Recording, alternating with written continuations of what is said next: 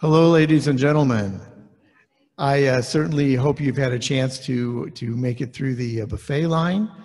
As we're going through a bit of our program, we're going to also make sure you get your coffee, okay? Keep up on that. As you know, with our program, we always start off with a number of introductions. And so today what I want to do is we've got a couple of our board members who are here. The district is managed by a group of 10 people that have property within our district.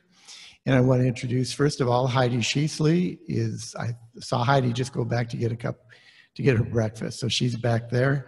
Heidi Sheasley is with Tree Search Farms, and she's is our chair of our board. We also have Dr. Quentin Wright with Lone Star College. Quentin he's sitting right there, but he's in line to get food. So we also have a group of folks from Aldine. I'm going to introduce Rose Avalos. Is that correct? Okay. Randy Bates, Connie Esparza, and Viola Garcia, and Steve Mead. So we have a great crowd from Aldine, and we appreciate you guys being here. We also have Alton Smith from the Lone Star College Foundation. I saw him earlier this morning. There he is. So we appreciate that. We have a number of, we have Chief Lofton Harrison and Sergeant Carlos McClurkin from Harris County Precinct 1. Carlos is the person that is our go-to person for our contract that we have with the constable. And then we also have with us Commander James Bryant back there. We have Lieutenant Susan Salazar, and we have Sergeant Gavan. There he is back there at the back. We also have Commander Nate Wynn and Lieutenant Dang Wynn with HPD's Northwest Command. And where'd I see them at? There they are. Okay, they're at the back. Okay. We also have Kent Klingerman here with Commissioner Jack Cagle's office, Precinct 4. And we have Denise Atkinson. I'm sorry, Denise, I messed your name up. Thank you for being here. We also have Dr. Abel Garza. He's right here in front. And we have Kyle Scott, Clifford Johnson, and Melvin McGowan here from Lone Star. Here they are. Okay, so we're all over. As you've seen, we've got our slideshow has been running since you first got here. We do this slideshow every one of our breakfasts. It's a chance for you to see all the new products, the new projects, and the new buildings that are going on and the renovations to existing buildings. This slideshow has grown to over 200 slides now. And she's had to actually cut out 100 of them last night. So we've got 200, well over 200 on this particular one. I do want to recommend, though, or show you, there's a couple of them I want to pay attention to. And one is the Alara Northwest Crossings. It's on Bingle. It's a Trammel Crow residential development, and they're putting in 378 units. It's been under construction now for several months, and they're now in the phase of leasing that property out. We're really welcoming them into our area. Levette Foods made a major addition to their plant. The workshop on Breen, they've completed their construction. Langfield Industry just completed their 135,000 square foot warehouse that was under construction for quite a while. And now I got to switch to a different piece of paper. I've got a bunch of them up here. And we also have Reynolds and Reynolds. They are in the process of building their new office building. It's over on construction on Hollister. The tilt walls were just put up in the last day or two. It's a big building. Seton Lake Logistics Center on 249 is even a bigger building taking place up on 249. Urban Logistics is doing their site work. And the Life at Grand Oaks has purchased Linda Vista Apartments, and they're going to rebrand it, and they're doing extensive renovations and improvement to that property. We're excited to have the Life at Grand Oaks in our area. And the district's project, if you've been driving on West Little York between Bingle and Hollister, you'll see our sidewalk project. We've been talking about this project now for a couple of years, and it's now truly under construction. This is an 80% federally funded project, and the district is adding another 20% as an additional cost. This project will also help us extend our extension to our Metro bus service throughout our area. We're always looking for ways to improve our transportation. So with that said, I'd like to also introduce two new businesses to the district. On Purpose in Richmond. I think I saw a representative here from there. I thought I saw them, apparently not. And then Impact Home Care and Staffing, right over here, all right? So we want to welcome you to our district and welcome you to our community. So thank you for being here. Our speaker today is Senator John Whitmire. Senator Whitmire represents the 15th Senatorial District, comprised of North Houston and parts of Harris County. He was elected to the Texas Senate in 1982, served 10 years in the Texas House of Representatives. He's been with for 38 years of service in the Texas Senate. Senator Whitmire ranks first in seniority and is the dean of the Texas Senate. There's a whole bunch of information here, and he asked me to cut it short, so I'm going to cut it short. Senator Whitmire serves as chair of the Senate Criminal Justice Committee and works to bring needed changes to the adult and juvenile criminal justice system. He's also a member of the Senate Business and Commerce Committee, Senate Finance Committee, and he's committed to finding appropriate solutions to funding the state's many agencies and programs. In addition to his leadership in criminal justice and public safety, Senator Whitmire is a passionate advocate for quality education, affordable higher education, minority and women's rights, access to quality, affordable health care and mental health services, and sound business and economic development practices. Originally from Hillsborough, Texas, Senator Whitmire moved to Houston, where he graduated from Waltrip High School, earned his Bachelor of Arts degree from the University of Houston, and attended the Bates College of Law. Senator Whitmire is attorney of counsel for the law firm Locke Lydell. I'm sorry, I say that all the time. Locke Lord, LLP. And he's a proud father of 2 daughters and 2 grandsons. With that said, I'm going to turn the mic over.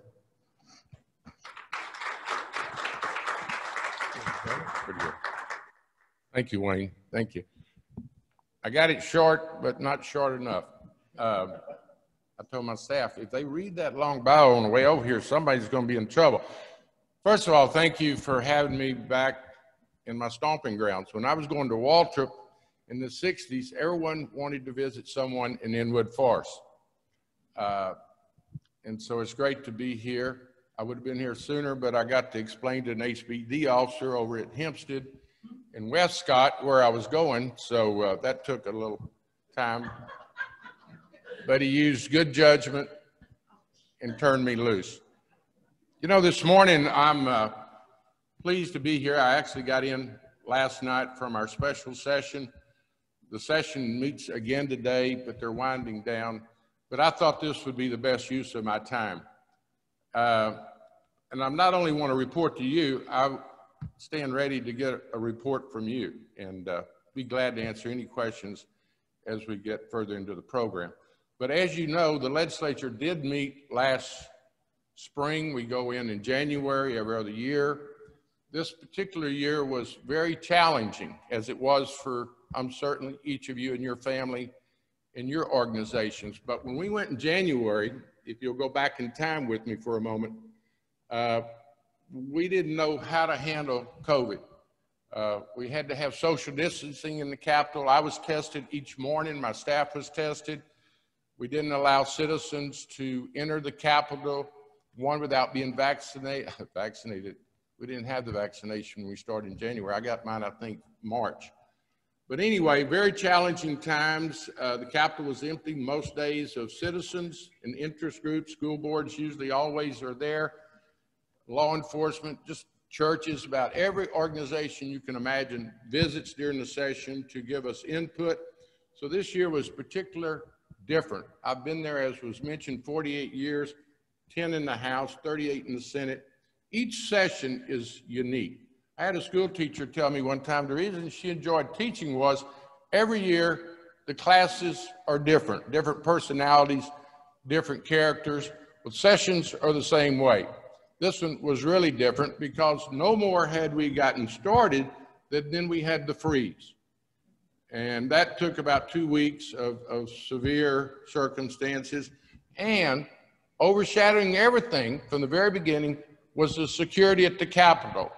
We met January 7th, the day after the Washington fiasco. So some days the Capitol looked like an armed forces location. DPS had long rifles near the Capitol. So there's the climate that we're engaged in.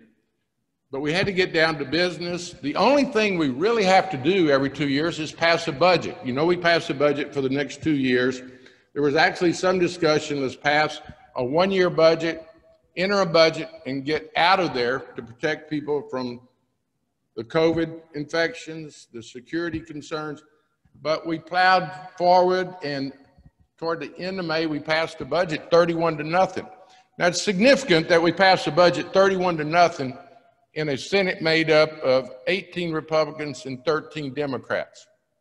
Shows you it can be done if you sit down and work together. The problem and the frustration that I've experienced, probably to a greater degree than any time in my career, is the partisanship. Texas has gotten things done. We're as great as we are because we don't label ourselves in Austin. Historically, we haven't, Republicans or Democrats.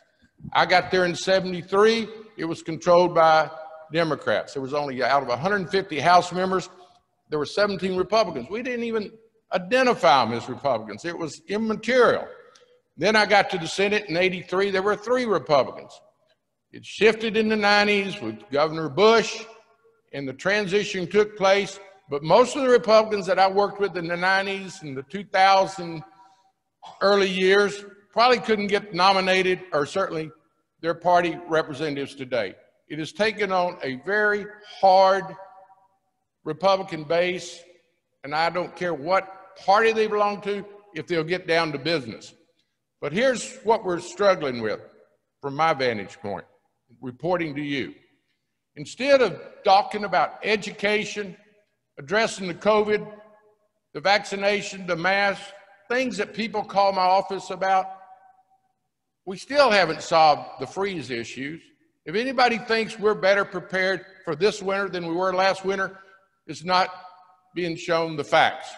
Very little was done with ERCOT. That's the agency that deals with the energy distribution system, our grid. We changed their makeup from 17 down to 9. You do have to live in the state of Texas to serve on it, which is amazing that it was ever allowed. Number 2, the PUC was taken from 3 to 5 members. So if you think bigger means better, you got what the leadership wanted. The bottom line is no one, the suppliers, the generators, the distributors, have been required to weatherize their systems. We turned it over to the PUC to come up with a plan. I'm just frustrated, ladies and gentlemen, because I know what's on our minds. Safety of our children going to school, our infrastructure. It's getting to where you nearly have to take out a loan to go to college, a loan the size of a house note. My first house in Timber Grove. So that's the frustration. But let me tell you how that occurs. First of all, President Trump said the elections were going to be dishonest before they were even held. So we came out of that election with a lot of energy by the majority of the House and the Senate. There's no secret that Governor Abbott is running for president.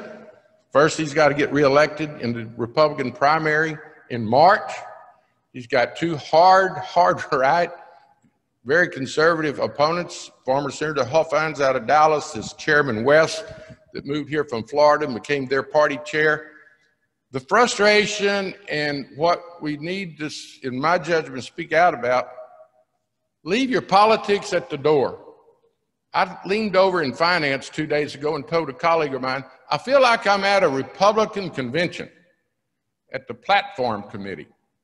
At a convention, if you haven't had the opportunity to be at one, there's a platform for what you stand for. So you can go through this session, constitutional carry. You know, my colleagues all praise law enforcement. What can we do to make your job safer? That would not be put a gun in everyone's hands without any training or background checks.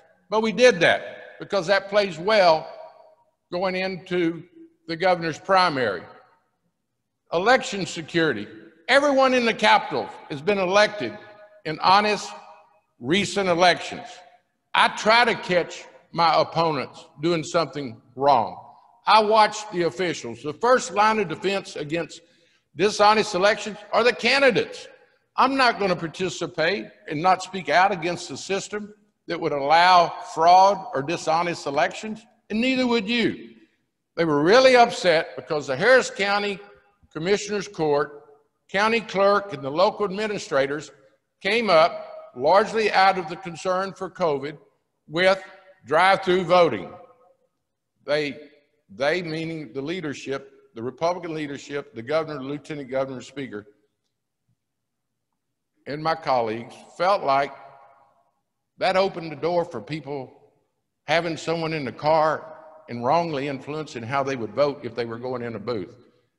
That just wasn't the experience. The 24-hour voting, that was more a pilot project.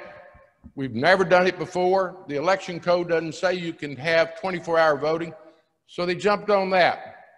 They didn't like the results coming out of Harris County. Harris County has turned blue, largely because of the demographics.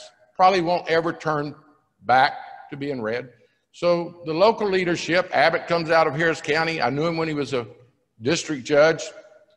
Paul Bentoncourt, who we shared areas with, Joan Huffman, others, resented that Harris County would try to allow someone to vote around the clock. Now, let me tell you who that benefited, and certainly during the COVID periods. Shift workers, the refinery workers went there after they got off, but particularly the med center.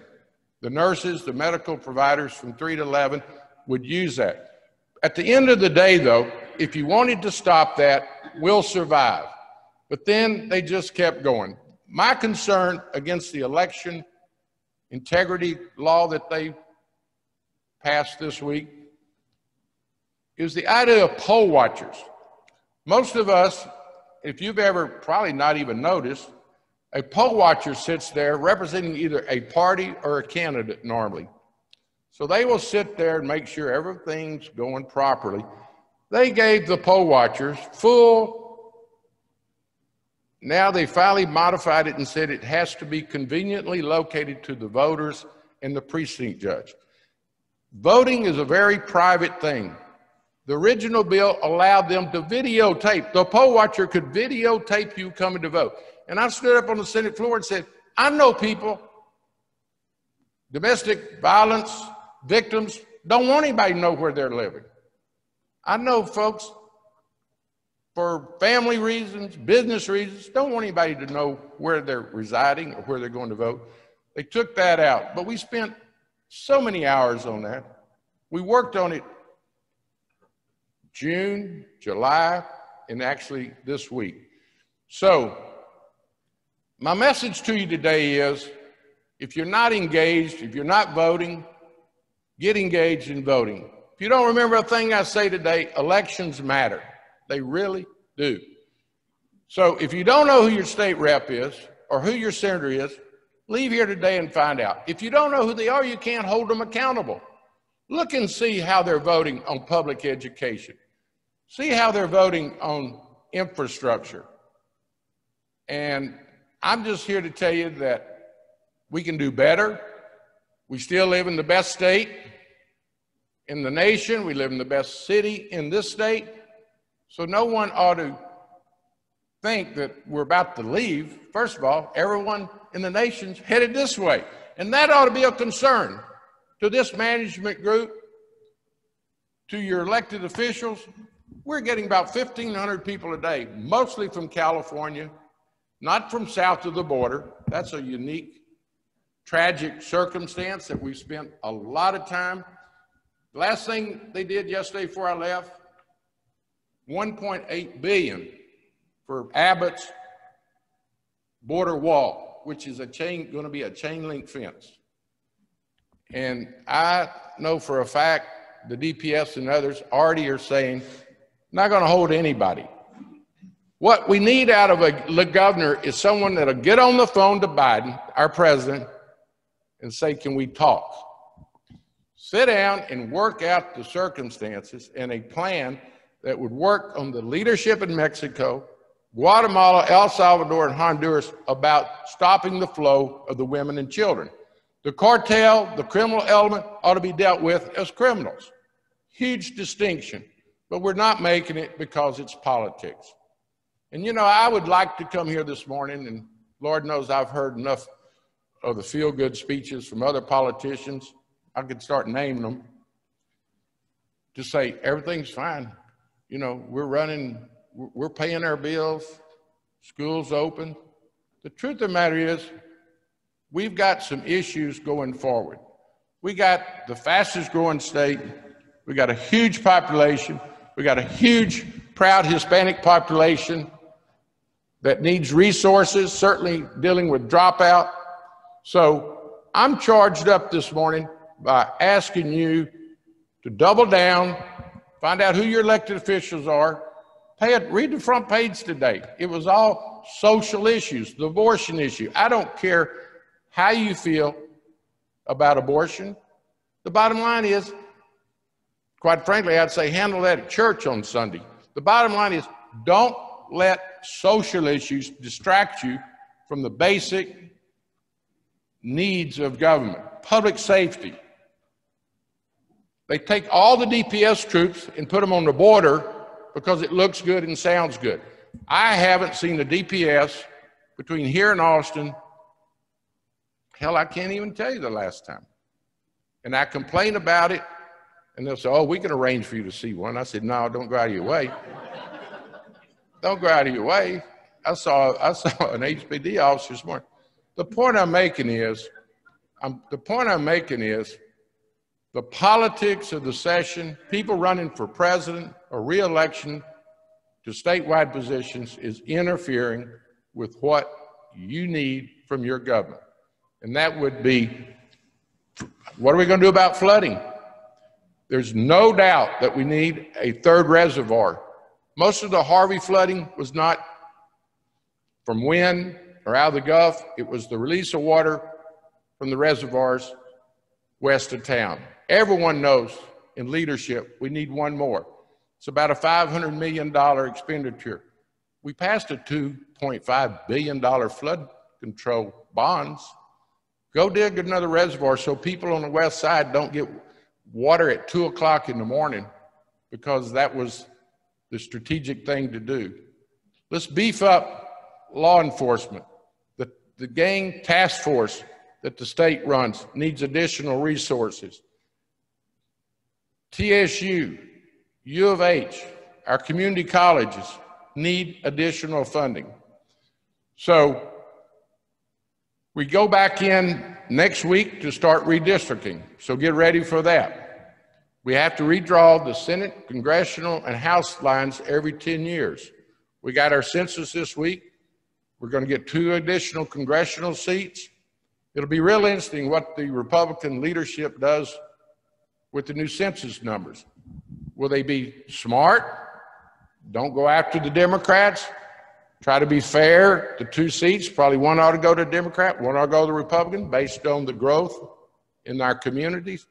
If they get greedy and try to draw marginal districts that are barely Republican, they'll probably lose them the next 10 years. And then we'll see a shift in the entire leadership of the state of Texas.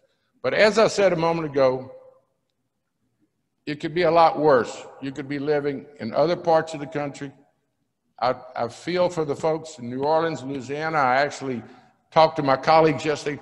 What can be done to prevent those events? And Lord knows we've got to prepare for one.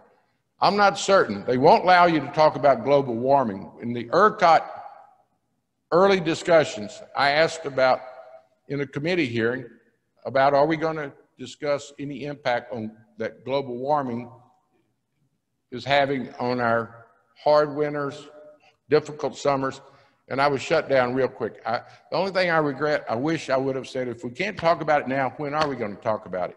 Because it should be part of a grown-up discussion. With that said, we go back next week. We'll have committee hearings all next week to get public input on the new census numbers. The state is booming, it's growing. We still depend on property taxes, way too much. People come here because we don't have an income tax, unlike California's, which is way too high in anybody's mind. But I would suggest to you, if we don't get the property taxes under control, they have become our income tax.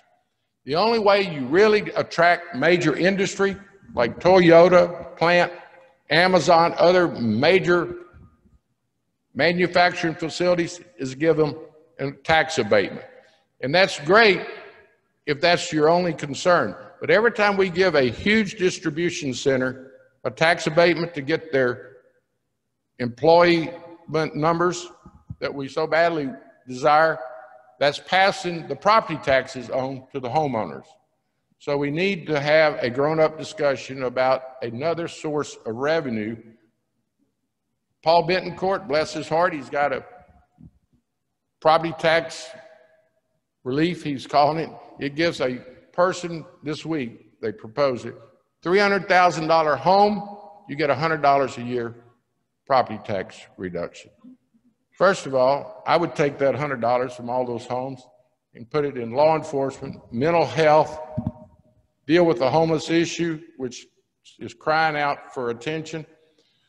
So get back with that state rep, senator, get involved in the statewide races about your property taxes, because they're going to tell you they're reducing them, but they're winking at you when they tell you that, because they're still way too high and still the primary way the state is funding our public schools and the general revenue.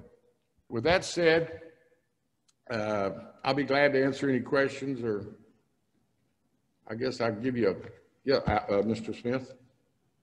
There's a lot of educators in the room today, and our most logical question on the educational standpoint, if you had to evaluate the current session in terms of a grade, I know it's not complete, what grade would you put on that evaluation? Well, the good news is the funding for public education that we committed 2 years ago is being maintained.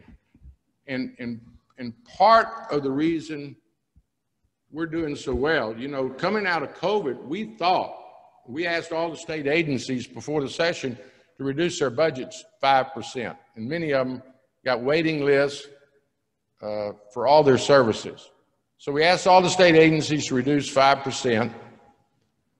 We restored that because, amazingly, coming out of COVID, the state's revenue was better than anyone anticipated, partly because the reduction in retail sales and hotel occupancy tax, a lot of the revenue we normally got was made up by online purchases.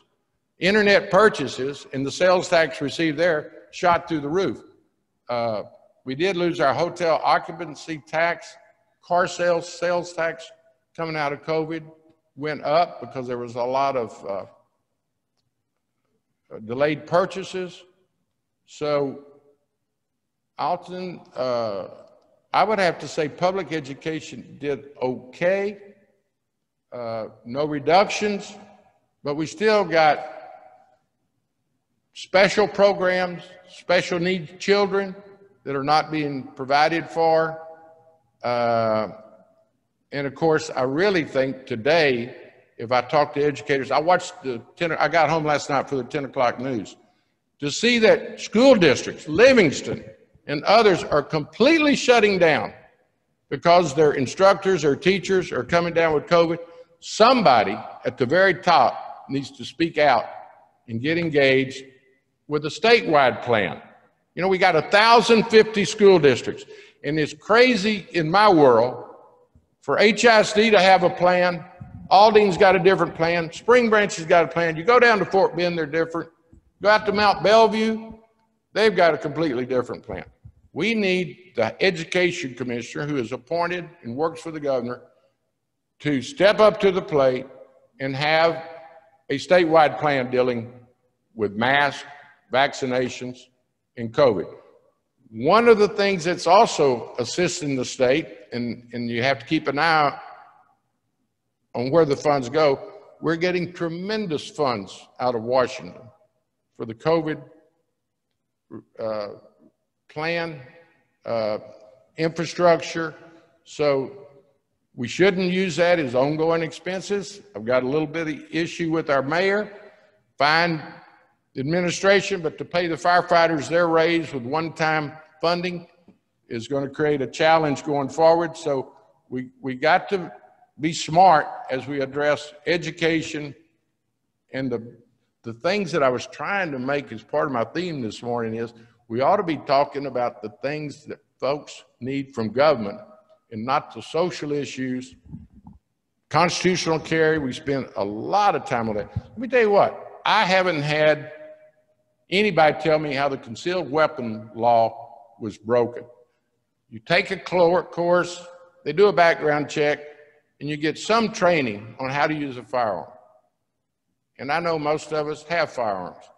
But to allow anyone in our neighborhood to wake up, whether he is a mental health patient, and of course they did make it enhance the penalties if you're a felon and you go to town with a gun. Do you really think that felon is worried? Law enforcement, about the penalties, the law enforcement can't ask them, do they have a felon conviction? So made the people that we praise and try to protect job so much tougher. I go 290 recently. They've got it between Giddings and Elgin, pretty divided highway, so it's gotten a lot safer. I stopped in Brenham the other day. I love to read the local paper, see what they're saying. The local paper, and Brenham the police chief was concerned about constitutional carry. Front page story. I kept the paper. I going up to Giddings, the county commissioners are concerned in cutting their budgets because of loss of revenue. Because, see, session 4 last, the same leadership that I'm critical of this morning, put a revenue cap on the entire state. Instead of leaving it to local voters and letting local decisions be made about what the tax rate will be, they put a ceiling on it. So you get to Giddings, county commissioners are concerned that they don't have enough revenue for the sheriff's department. I took both those papers. I don't represent the area, of course. I took them to their local senator and said, you know, this is what their concerns are. So we need to get back to the basics, public education. I already mentioned higher education. You have to take out a student loan that you'll be paying on the rest of your life. The infrastructure, we're not keeping up. And quite frankly, in all due respect to the county and the city, I don't know how we're going to go forward if we allow city and counties to stop a state highway project. Everybody ought to sit down, get in a room. Bob Bullock, longtime lieutenant governor in the 90s, taught me the way you solve problems is you get a working group of these ladies at the table, put someone in a room and say, don't come out without an answer. And he meant it if you had to stay there all day and night. The county, the city, the state need to sit down and resolve the Highway 45 expansion, protecting as many displacements as possible. But folks, if we don't allow the transportation system to bring the suburban friends in here to go to our schools, our universities, shop, go to our events, Houston will lose significant revenue and will not prosper and grow. So, same thing's happening in Austin. State wants to widen I-35 going through Austin, which is bumper to bumper any day or night of the week. City's blocking that right now. So there's where your government is. Everybody in the world is trying to turn to our system, but we can do better. We must do better. And in your question about education, it's being treated as well as it has probably in my career, but we're not prepared for the growth. The dropout rate is way too unacceptable. Anything else? Yes, sir. I'm just curious, I totally agree with you about the property tax problem, but what would be your suggestion for an alternative way to property tax to raise that revenue? It's a good question. We don't have time for me to develop it because it takes about 20 minutes, but I'll try to hit the high points. I represent Spring Branch. Spring Branch is essentially 2 school districts within one. North of I-10, very poor, transitional immigrant community. Some of the elementaries along Long Point have a turnover in membership or student body 70%. Many undocumented, very mobile. You get south of I-10, probably some of the most expensive homes in our region. So Spring Branch School District's got a real challenge, but they get lots of revenue from south. A lot of it goes for the north. So I go to a school board meeting about 10 years ago. We were trying to improve school funding. I was there with 2 or 3 state reps, Jessica Farrar at the time, out of the Heights. And, everybody asked each one of us, I was last to get the answer, what would you do in place of property taxes? The room was packed, 200 or 300 people, mostly from south of I-10. Unfortunately, those north of I-10 are working their second and third job to make it at minimum wage. So anyway, most of the members, another senator and rep said, oh, we're going to do a Band-Aid approach. We might put a cap on something. So I told them that we ought to consider everything when it got my turn to speak. I said, consider everything. As your senator, why would I tell you you can't consider this? Put it all on the table. What do you think the next question was? Senator Whitmire said consider everything. Did that mean an income tax? The room got as quiet as a church house. You could have heard a church house mouse. I said, of course you consider an income tax, but don't leave here saying Whitmire's for an income tax. What I'm telling you is to consider. If you went to about a 3% income tax, you do the math when you go home. Whatever you sent the feds last year, take 3% of it, send it to the state, and you could wipe out school property taxes. It takes some guts to stand as an elected official and say that. But there again, like I said that night, and they all started applauding, by the way.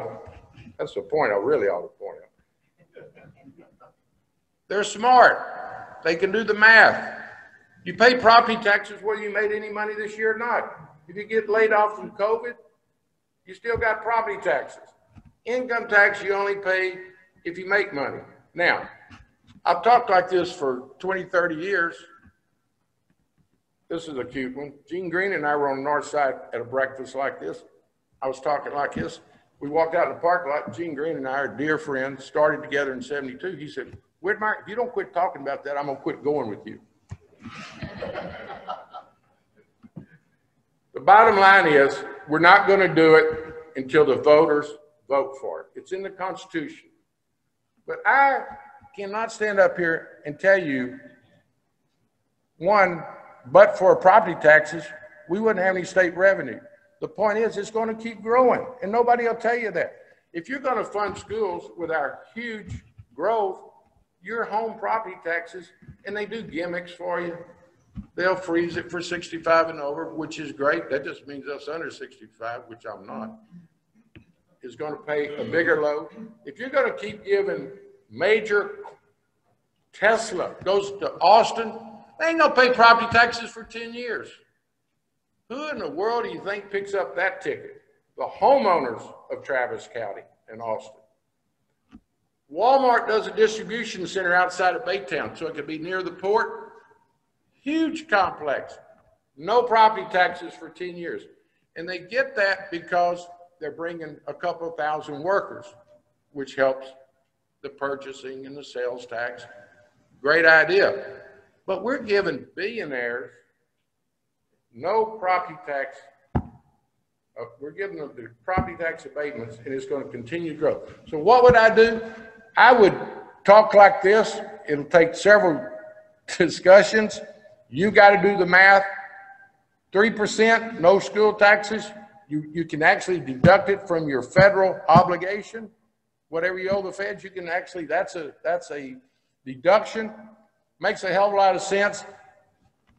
The safeguard is, it's in the Constitution. Only when the public votes for it will we do it.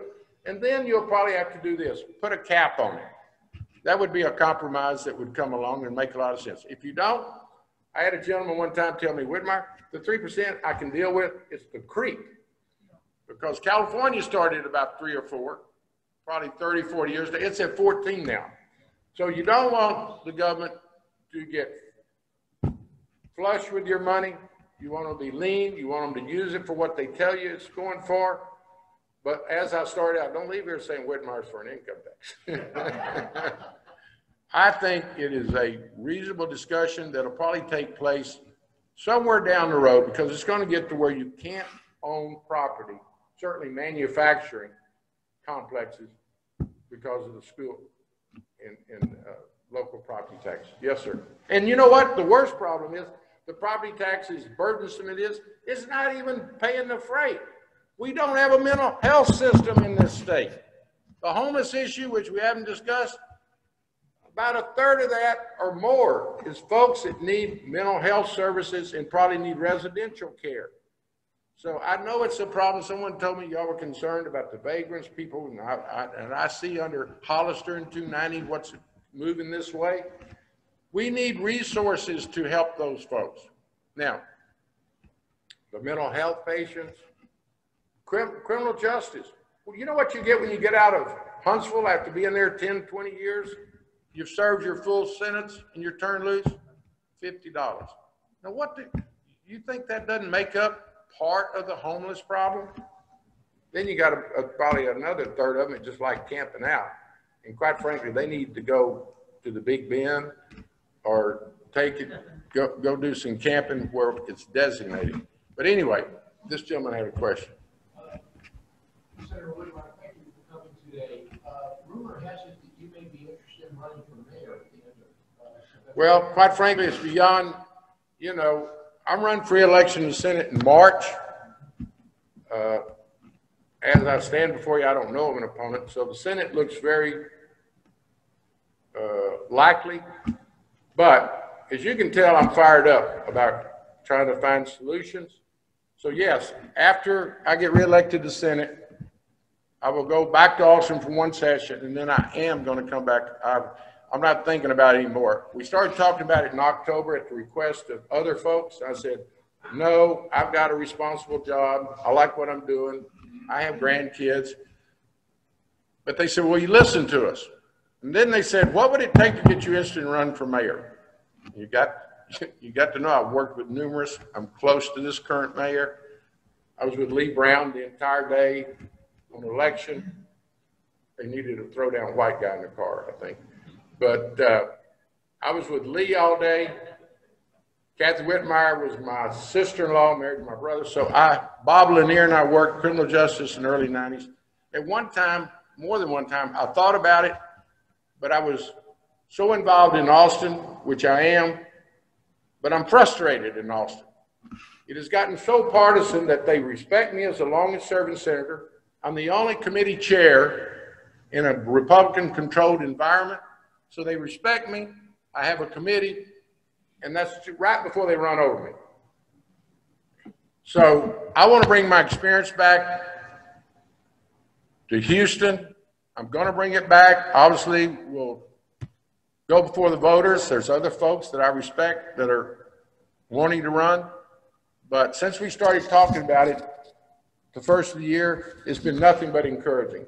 So we'll see what happens. So my question for you is, if you were mayor today, yeah, for 3 years, how do you solve the city's pension problem? The pensions, especially given that they're controlled by state law. Well, you know, this mayor has done a great job of working the pension solution out. it depends on who you talk to now. Bill King, for instance, still thinks it's broken. But quite frankly, the mayor has gone to the drawing board, showed leadership to get the fire and police. Fire didn't like the proposal, but you know, you make tough decisions in this business. So they are not the drain on that. That is probably not the city's, it's not even seriously discussed right now because it's not the revenue drain. And the way they did that was they did different classes. The new police officers do not get DROP, deferred retirement funds. That was a very expensive item that was passed probably in the 80s, early 90s to keep senior officers.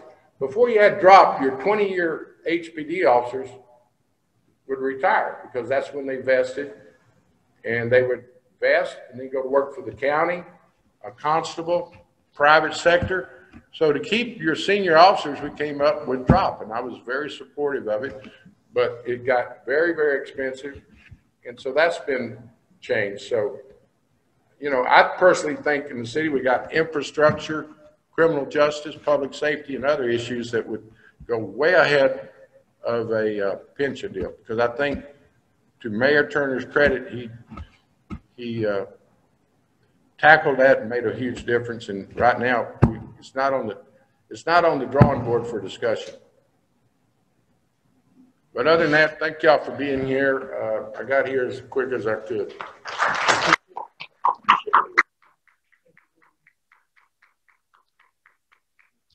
I'm very, very impressed with what I heard today. Thank you very much for being here with us. Just as a quick wrap up, because we're right on time, I just want to give you a heads up of some of the things that the district's working on for the next few months. We're continuing our mini mural program. We're expanding that into our unincorporated areas. So we're going to be taking care of those areas. We also started our 2021 marketing plan. We got billboards up on 610 and 290. And I hope you've seen them. And we have got radio spots on KUHF and KTRH. We're looking for our longer term capital projects. We're looking at various projects for mobility purposes, get people in and out of the district conveniently and effectively. We're also looking for a lot of upcoming events. As you're leaving today, pick up our Save the Date. On October 5th, we're doing our National Night Out program, which is one of the biggest in the area.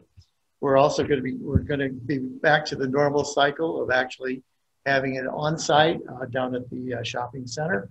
So we'll be doing that. Our toy drive is, again, working with Ellen Rosen and the Constables to expand that toy drive. So get with toy drive is Rosie. Get with her to get your boxes reserved. We have our holiday, and also the White Oak Conference Center. We're booking holiday parties right now, so get with Jan to get your event on it. And National Night Out, you want to get with Walter right over here to get your booth reserved for that particular activity.